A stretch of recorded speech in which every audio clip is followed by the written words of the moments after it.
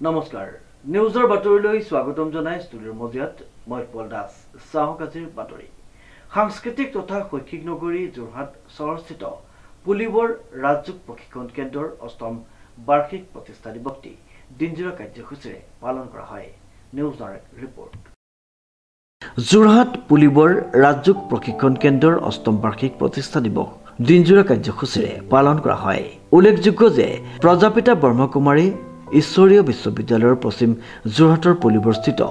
ৰাজযোগ প্ৰশিক্ষণ কেন্দ্ৰৰ অষ্টম বাৰ্ষিক প্ৰতিষ্ঠা দিৱস কেন্দ্ৰটিত পালন কৰা হয় কেন্দ্ৰৰ প্ৰশান্ত তামুলী আধৰা অনুষ্ঠানৰ শুভাৰম্ভ কৰে লতা বেহেনে লগতে তেখেতে কয় যে প্ৰজাপিতা ব্ৰহ্মকুমাৰী ঈশ্বৰীয় বিশ্ববিদ্যালয় মহিলাৰ দ্বাৰা পৰিচালিত এক সৰ্ববৃহৎ আধ্যাত্মিক অনুষ্ঠান নৈতিক চৰিত্ৰ গঠন কৰা হয় এই অনুষ্ঠানত উক্ত অনুষ্ঠানটিত অংশগ্ৰহণ কৰা সকলৰ মানসিক শক্তিশালী হয় ৰাজযোগৰ জৰিয়তে স্থিৰতা আনিব পাৰি সব পৰিৱৰ্তন হলেই বিশ্ব পৰিৱৰ্তন হ'ব নিজে নিজকে বুজাব লাগে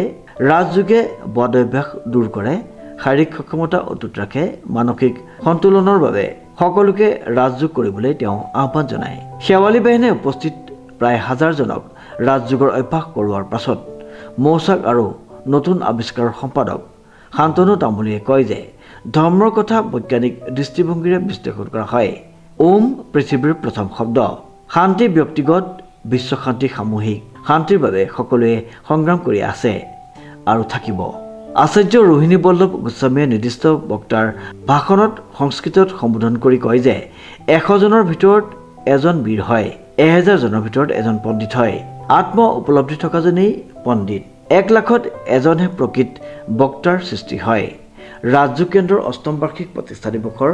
অষ্ট শব্দৰ উদাহৰণ ব্যাখ্যা কৰি তেওঁ আধ্যাত্মিকতাৰ সৈতে আত্মাৰ সম্পৰ্ক আছে বেদ উপনিষদ গীতা ভাগৱতৰ সংস্কৃত শ্লোক গাই আত্মাৰ বিশ্লেষণ কৰে নাৰীক সন্মান কৰিলেহে দেশৰ প্ৰজাৰ উন্নতি হ'ব জীৱৰ প্ৰজাতি পৃথিৱীত বৈজ্ঞানিকসকলে 1,50,00,000 আছে বুলি ঠাৱৰ কৰিছে মানৱতাবোধ নাথাকিলে মানৱ হ'ব নোৱাৰে সকলো ৰোগৰ নিৰাময় যোগৰ দ্বাৰা হয় বুলি উল্লেখ কৰি কৰ্ম সংস্কৃতি মানৱে কৰি থাকিব বুলি কৈ আধ্যাত্মিক চেতনা হলেহে সকলোৱে সমানে আগুৱাই যাব বুলি তেওঁ বক্তব্যত উল্লেখ কৰে অপকৰ্ম অপখাদ্যৰ পৰা বিৰত থাকিবলৈ তেওঁ সকলোকে আহ্বান জনায় হৰ্ষিতা বৰুৱা অনন্য বৰাই বৰগীত পৰিৱেশনেৰে আৰম্ভ কৰা অনুষ্ঠানত জলি গগৈ মেঘৰঞ্জনী শইকীয়া মেঘালী শইকীয়াই সত্ৰীয়া নৃত্য প্ৰদৰ্শন কৰে অনুষ্ঠানত যোৰহাট উন্নয়ন প্ৰাধিকৰণৰ সভাপতি প্ৰশান্ত গোস্বামী বিশিষ্ট অতিথি হিচাপে উপস্থিত থাকে পৰেশ শইকীয়া ডক্টৰ পৰাণ বৰুৱা মাধৱ পূজাৰী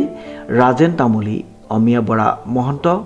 প্ৰাণগোপাল বৰঠাকুৰ অনিমা দেৱী বৰঠাকুৰ অৰূপ কুমাৰ বৰঠাকুৰ মাধুৰ্য বৰুৱা দিলীপ বৰা ডক্টৰ লক্ষী শইকীয়া